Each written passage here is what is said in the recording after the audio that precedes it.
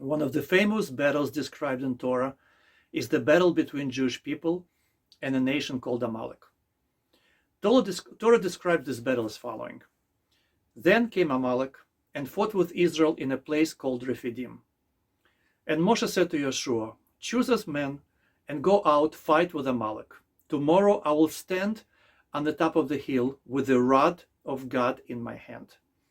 So Yeshua did as Moshe had said to him and fought with Amalek.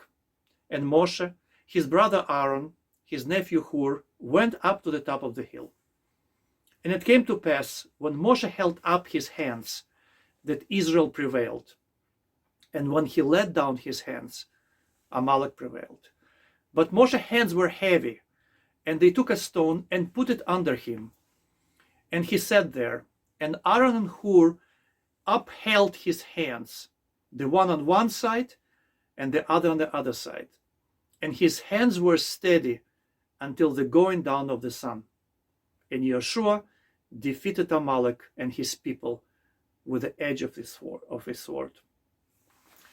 In the aftermath of this battle, God tells Moshe, remember what Amalek did to you along the way when you came out of Egypt.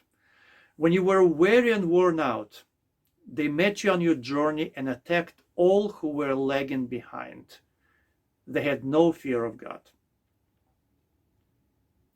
What do we know about Amalek? Информация к размышлению. Амалек. Завзятый антисемит, истинный ариец, характер нордический, отличный семьянин. So, who is this mysterious Amalek and what does he have to do with me? We can understand who Amalek is from the way he acts. Torah tells us that he attacked us when we were traveling, worn out, and he attacked the weakest of us.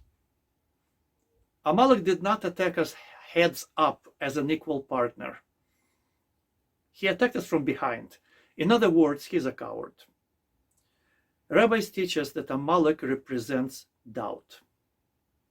If you want to weaken someone, put a doubt into his head. Are you sure this is what you want? Am I sure this is what I want?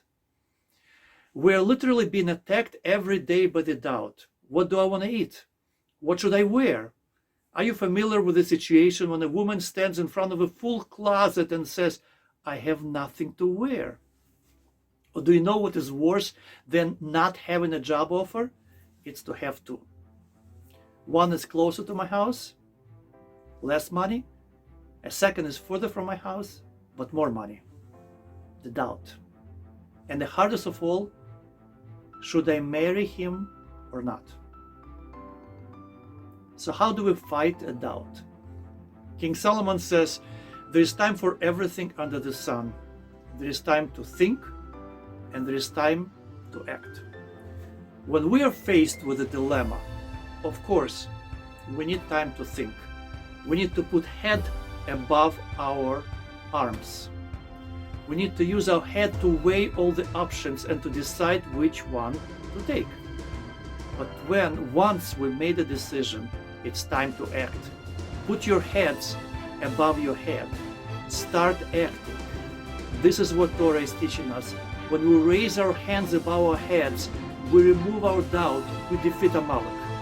As soon as we start rethinking again, and we start questioning, doubting our decision, Amalek wins. In other words, once you made a decision, don't look back. Act, and you will win.